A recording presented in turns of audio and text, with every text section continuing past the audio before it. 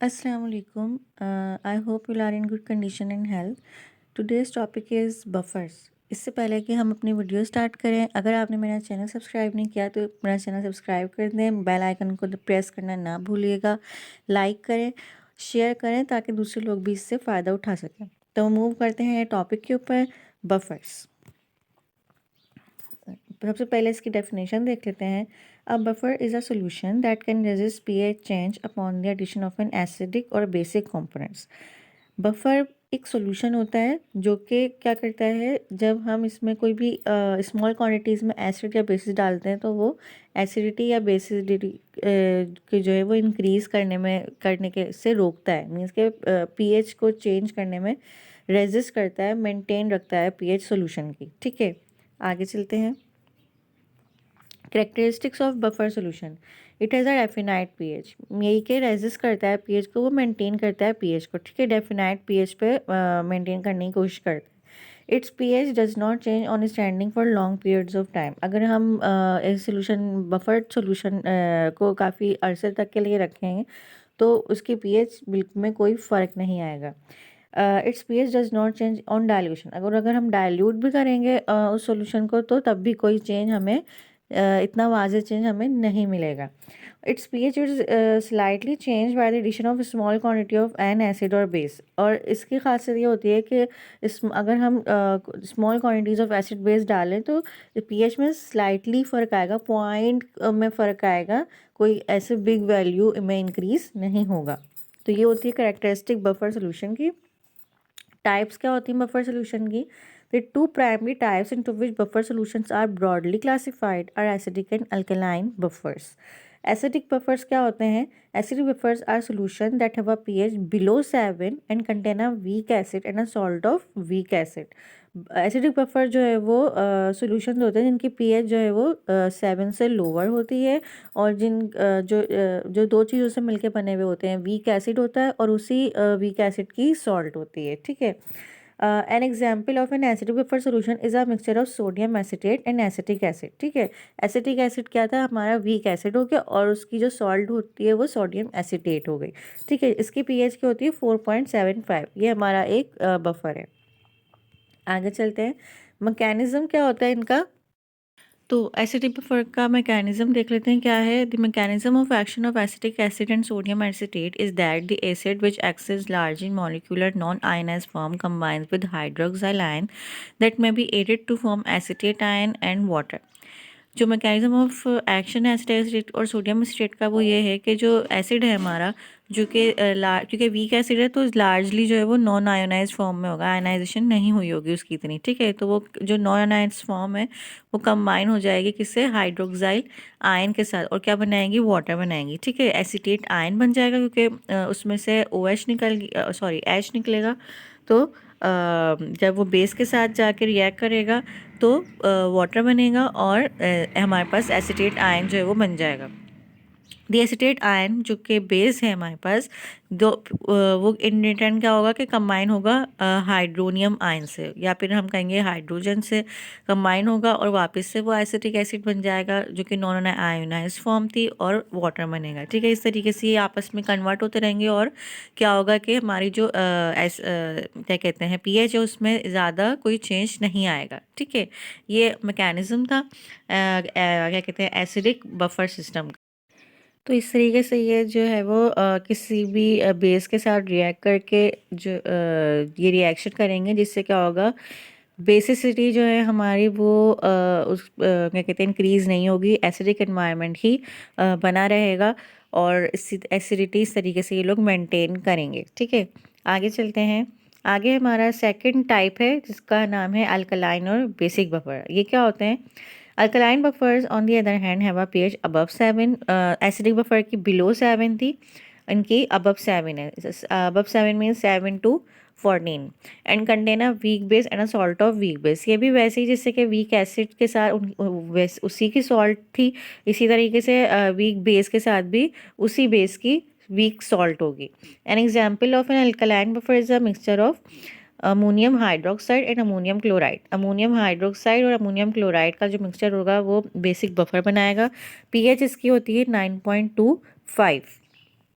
Mechanism देख लेते हैं कैसे रिएक्ट करते हैं ये। कि ammonium chloride function as a buffer because ये ammonia combined with hydronium ion that may be added to form ammonium ion in water thus. अच्छा, एसिडिक बफर एसिडिक सॉल्यूशन में जाएंगे और किसी भी बेसिसिटी इंक्रीज करने में रेजिस्ट करेंगे, ठीक है।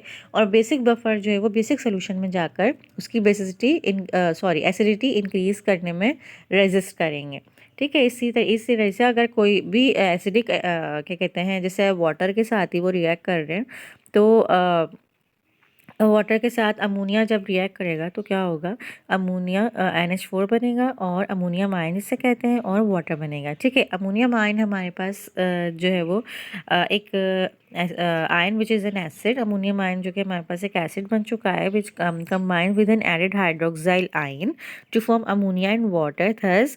और जो क्या कहते हैं वो अमोनियम आयन जो है वो हमारा क्या कहते हैं अगेन हाइड्रोक्साइल आयन के साथ रिएक्ट करेगा और अमोनिया बना लेगा वापस और वाटर बनेगा इसके रिजल्ट में। तो जिस तरीके से हमारी बेसिसिटी मेंटेन रहेगी, एसिडिक एनवायरनमेंट नहीं आएगा, ठीक है।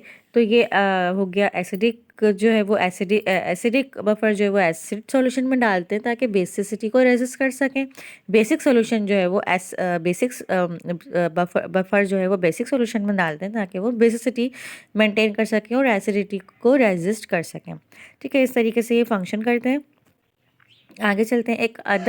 एक थर्ड टाइप ऑफ जो है ना बफर होते हैं हमारे पास, फॉस्फेट बफर, जिसको हम डबल सॉल्ट बफर्स भी कहते हैं। Beside two general type of buffer, a third appears to exist. This is the buffer system composed of two salts. एक जो हमारी जनरल टाइप्स है एसिड और बेसिक, उसके अलावा भी एक थर्ड टाइप होती है जिसको जो कि दो सॉल्ट से मिलकर बनी होती है। एक मोनोबेसिक पोटेशियम फॉस्फेट KH2PO4 होती है। डायबेसिक पोटेशियम फॉस्फेट K2HPO4 होती है। This is not however a new type of buffer, it is actually a weak acid and a conjugate base in which an ion H2PO4 minus serve as the weak acid, HPO4 minus as its conjugate base. ये कोई नया type का buffer नहीं है, actually ये क्या है, ये वीक एसिड है और उसकी जो कॉन्जुगेट बेस है, ठीक है, जिसमें जो है वो एक आयन है H2PO4 जो कि जिसमें जो H2PO4 माइनस है वो वीक एसिड को रिप्रेजेंट करता है और HPO4 माइनस उसकी कॉन्जुगेट बेस है, सही है। आगे चलते हैं। मैकेनिज्म है इसका ये है कि when hydroxyl ion is added to this buffer the following reaction takes place. जब कोई भी बेसिक आयन जो है या बेसिक सॉल्यूशन इस बफर में डाला जाता है तो क्या होता है, H2PO4 minus plus OH minus, ठीक है। ये H2PO4 माइनस और बेस जो है वो जो हमारा क्या कहते हैं ये बेसिक कंपोनेंट के साथ रिएक्ट करके HPO4 माइनस 2 बनाता है जो कि एक कॉन्जुगेट बेस बन जाती है हमारे पास, क्योंकि इसके पास एडिड क्या कहते हैं इलेक्ट्रॉन्स आ जाते हैं, ठीक है। HPO4 माइनस 2 और प्रोटॉन रिलीज हो जाता है, ठीक है, बेस बन जाती है ये plus H2O।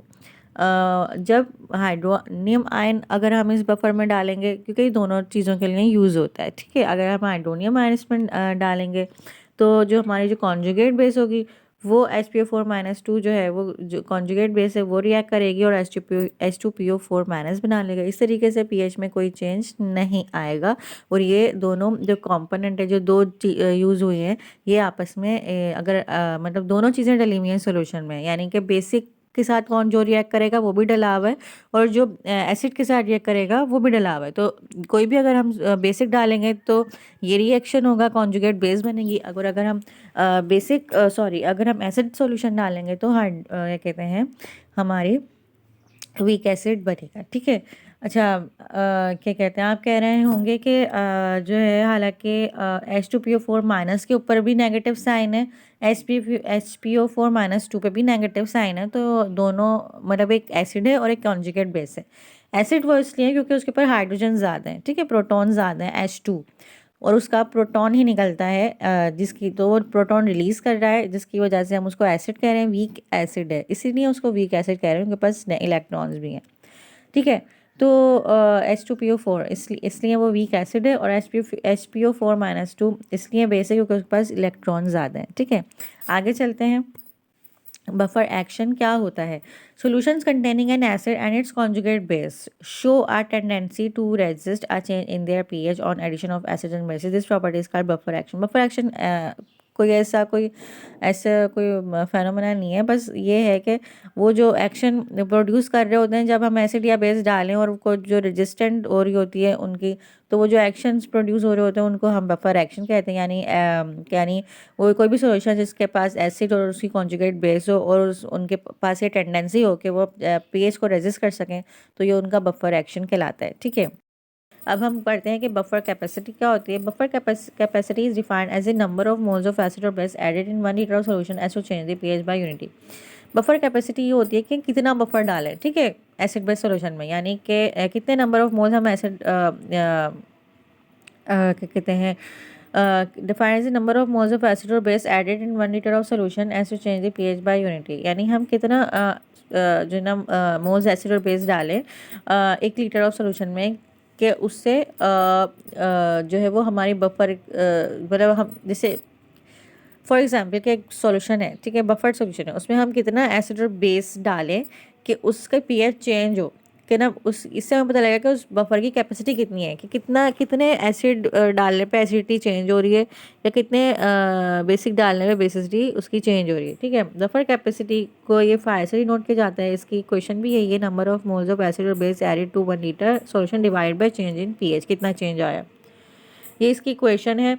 Where a B minus number of moles of acid और बेस एडेड टू 1 लीटर, और ये पीएच जो है वो चेंज इन पीएच, ये तो इसको ही डिनोट करता है। ठीक है, आगे चलते हैं। ये बफर कैपेसिटी थी कि हम एक बफर सॉल्यूशन में कितना एसिड बेस डालेंगे कि उसकी कैपेसिटी चेंज होगी। तो ये बफर क्या कहते हैं, क्या कहेंगे कि ये एक बफर कैपेसिटी कहलाएगी कि उस बफर में कितनी कैपेसिटी है कि वो इतने एसिड या बेस डालने पे चेंज हो सकते हैं। अब ये है next topic, necessity of buffer solution. क्यों ज़रूरत है बफर सॉल्यूशन की हमें? In pharmacy there are times when preparation and storage of a solution of a definite pH are necessary. This process is even more difficult than making the solution itself. The carbon dioxide in a solution will absorb from the air and cause it to become acidic. ये है कि कभी कभार एक वक्त होते हैं कि हमें कुछ सोल्यूशन और प्रिपरेशन बनानी होती है और उनको स्टोर करना होता है एक डेफिनेट पीएच के ऊपर, इसलिए हमें बफर सोल्यूशन की ज़रूरत होती है। ये जो है प्रोसेस ज़्यादा डिफ़िकल्ट होता है as compare to making the solution itself. और जो कार्बन डाइऑक्साइड और बहुत सारे जो कंपोनेंट हैं वो क्या करते हैं कि किसी भी सॉल्यूशन में कार्बन डाइऑक्साइड अब्जॉर्ब कर लेते हैं एयर से, जिससे क्या होता है कि जो हमारा सॉल्यूशन है वो समवॉट एसिडिक की तरफ चला जाता है।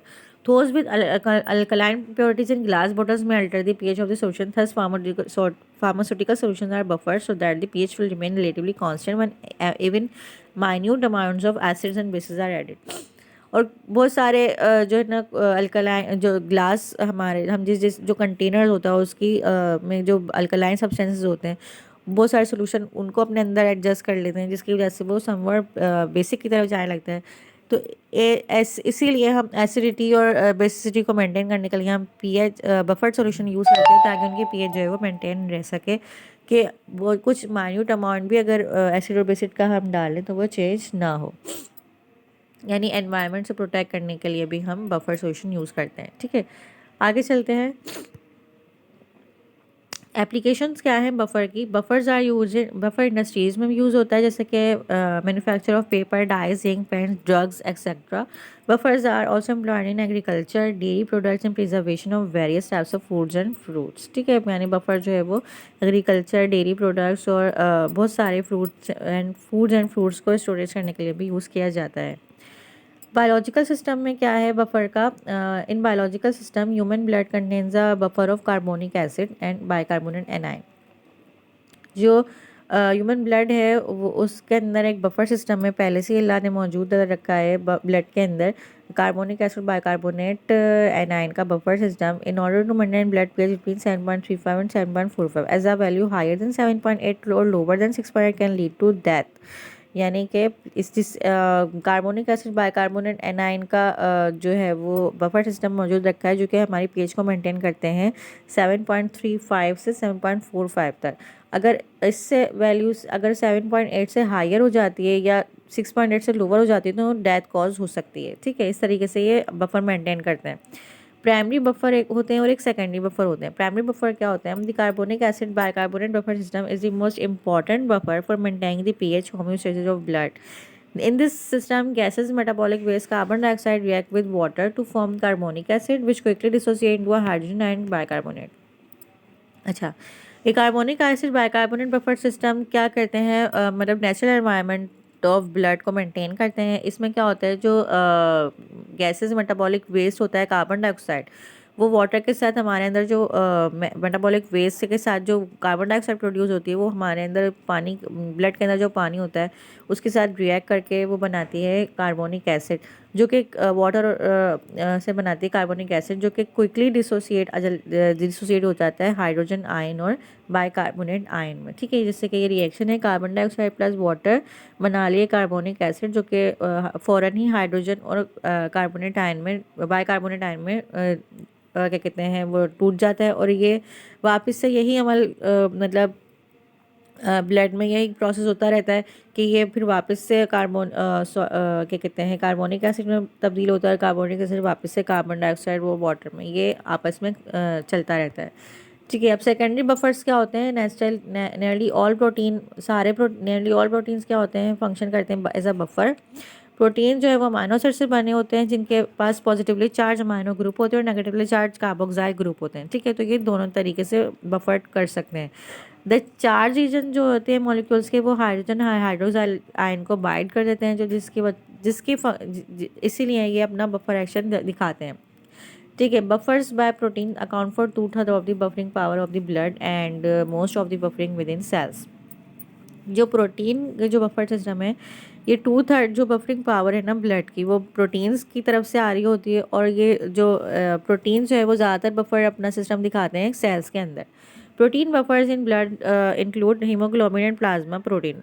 प्रोटीन बफर्स दो तरीके के होते हैं, हीमोग्लोबिन और प्लाज्मा प्रोटीन के, जिसमें हीमोग्लोबिन जो है वो 6 टाइम्स ज़्यादा बफरिंग कैपेसिटी है उसकी as compare to plasma protein के, क्योंकि वो उसकी जो है वो कंसनट्रेशन 2 गुना ज़्यादा होती है हीमोग्लोबिन की प्लाज्मा प्रोटीन से। ठीक है, क्योंकि इसके जो क्या कहते हैं, नंबर ऑफ हिस्टडीन रेसिड्यूज होते हैं पर मॉलिक्यूल उस बफर सॉल्यूशन के, वो ज़्यादा होते हैं। डीऑक्सी हीमोग्लोबिन, जिसमें जो है वो deoxy haemoglobin is more effective buffer than oxy haemoglobin. ठीक है, जिसमें भी जो यानी ये कह रहे हैं कि जो हीमोग्लोबिन है वो ज़्यादा बफर्ड अपनी क्या कहते हैं बफर्ड कैपेसिटी दिखाते हैं as compare to plasma protein के, जिसमें क्या है 6 टाइम्स मोर क्वांटिटेटिवली ये 6 टाइम्स मोर होता है हमारा haemoglobin as compare to plasma protein. ठीक है, क्वांटिटी में हीमोग्लोबिन ज़्यादा होता है, क्योंकि जो उसकी कंसनट्रेशन होती है वो ट्वाइस दी कंसनट्रेशन होती है।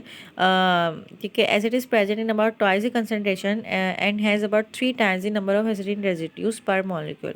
क्योंकि इनकी जो कंसनट्रेशन है वो डबल होती है, एक तो प्लाज्मा प्रोटीन से हीमोग्लोबिन की, और उनकी जो हिस्टडीन रेसिड्यू जो कि एक्चुअल में बफर्ड एक्शन प्रोड्यूस करते हैं, वो हिस्टडीन जो है वो एक अमाइनो एसिड है। ठीक है, तो उसकी जो 3 टाइम्स इससे 3 टाइम्स इस मॉलिक्यूल से 3 टाइम्स ज़्यादा होते हैं।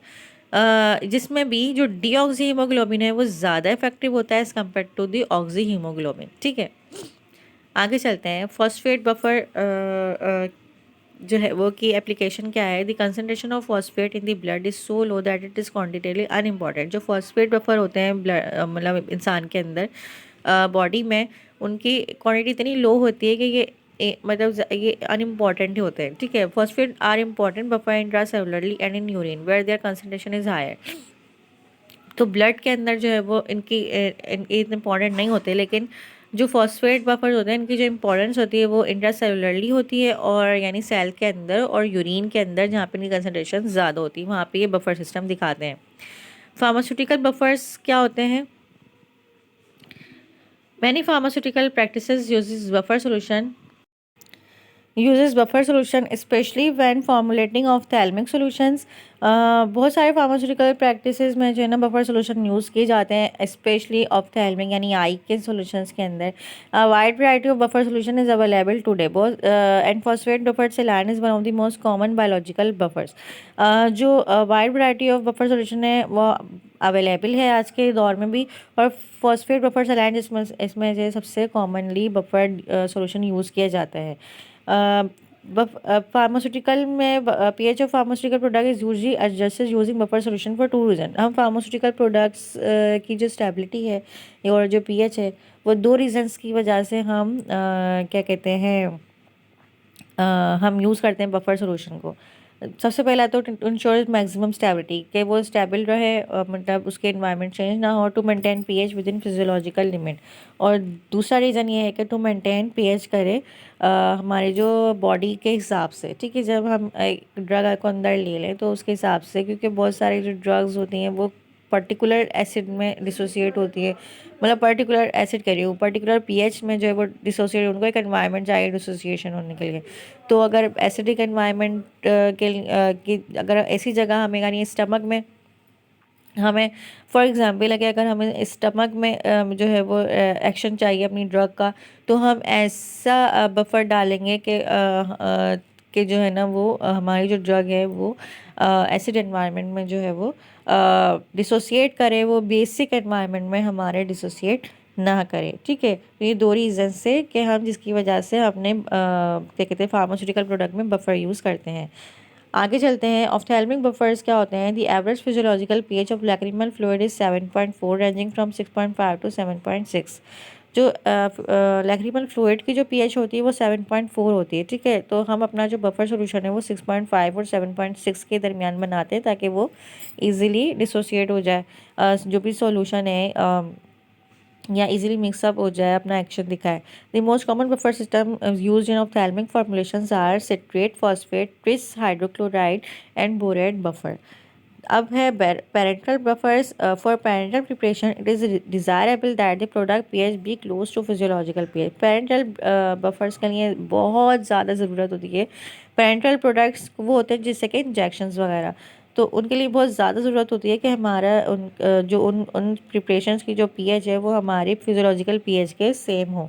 Injectable products should have a pH value between 3 and 9 prior to administration. उनकी जो इंजेक्टेबल प्रोडक्ट्स हैं उनकी जो पीएच जो है वो 3 और 9 के दरमियान होनी चाहिए एडमिनिस्ट्रेशन से पहले। Most commonly acetate, phosphate, citrate and glutamate are used as buffer in parenteral products. Third है हमारा semi solid dosage form buffers. Semi solid preparation such as creams and ointment undergo pH changes upon storage for a long time resulting in the reduce stability. जो semi solid preparation होते हैं उनको जैसे कि cream और ointment, उनको हम ज़्यादा अरसे के लिए स्टोरेज करें तो उनकी जो पीएच होती है वो चेंज हो जाती है, जिससे उनकी स्टेबिलिटी पे फ़र्क आता है। Hence, buffers such as citric acid and sodium citrate or phosphoric acid or sodium phosphate are included in these preparation to maintain their stability। इसलिए हम सेमी सॉलिड डोजेज फॉर्म के लिए सिट्रिक एसिड और उसकी जो सॉल्ट है sodium citrate, या phosphoric acid और उसकी सॉल्ट सोडियम फॉस्फेट का बफर यूज़ करते हैं ताकि उनकी स्टेबिलिटी मेंटेन रह सके। Solid dosage form buffers. Buffers have been used widely in solid dosage forms such as tablets, capsules, and powders for controlling the pH of the environment around the solid particles. Buffer जो है वो widely use की जाते हैं solid doses form में, जैसे कि tablet हो गई, कैप्सूल हो गई, पाउडर्स हो गए, जिससे ताकि उनका जो एनवायरनमेंट है पीएच एनवायरनमेंट है वो मेंटेन रह सके। This has practical application for the drugs that have dissolution rate limited absorption from unbuffered solution. वो ये प्रैक्टिकल एप्लीकेशन इसकी कहाँ है कि वो ड्रग्स जो कि इनका डिसोल्यूशन है, रेट लिमिटेड डिसोल्यूशन रेट होता है किसी एक पर्टिकुलर पीएच के ऊपर, तो उसकी वजह से हम उसमें हम बफर डालते हैं ताकि वो उस पर्टिकुलर पीएच के ऊपर आसानी से डिसोसिएट हो सकें। One of the special application of buffer is to reduce the gastric irritation caused by the acidic drugs.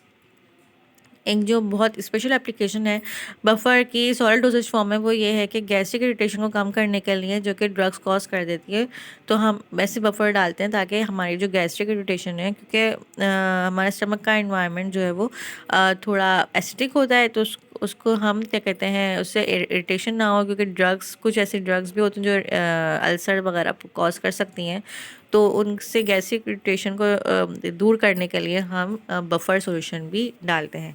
For example sodium bicarbonate, magnesium carbonate and sodium citrate antacid use for reducing acidity. जैसे कि sodium bicarbonate हो गया, magnesium carbonate हो गया, sodium citrate antacid, जो हम antacid use करते हैं वो असल में बफर्ड होती हैं, तो हम इससे एसिडिटी रिड्यूस करने के लिए ये यूज़ होते हैं। ठीक है, तो ये हो गई हमारा बफर सॉल्यूशन। आई होप कि आपको अच्छे से समझ आ गया होगा। अगर आपने मेरा अभी तक चैनल सब्सक्राइब नहीं किया है तो प्लीज़ इसको सब्सक्राइब कर लीजिए, बेल आइकन को प्रेस करना ना भूलिएगा, लाइक करें, वीडियोस पसंद आती हैं तो शेयर करें ताकि दूसरे लोग भी इससे फ़ायदा उठा सकें। Thank you.